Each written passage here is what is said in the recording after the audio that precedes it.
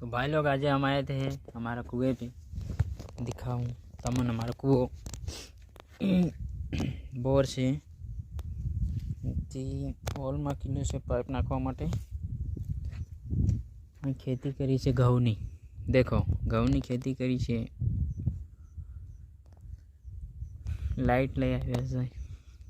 ઘઉંની खेती એટલી સરસ છે તમને બતાવું। આ ઓલરેડી કરી છે મીટર નાખવા માટે। સ્ટાર્ટર છે, આ મીટર છે। સેવા થાય છે અહીંયા। મારા કૂવાનું પાણી દેખાડું તમને। કૂવો હજી ભરેલો જ છે।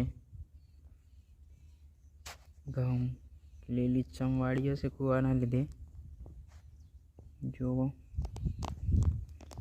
આ કૂવા છે। મિની વ્લોગમાં તમારું હાર્દિક સ્વાગત છે અને અમારા વિડીયોને લાઈક શેર સબસ્ક્રાઈબ જરૂર કરજો ભાઈ। સપોર્ટ કરશો એટલું સારું રહેશે।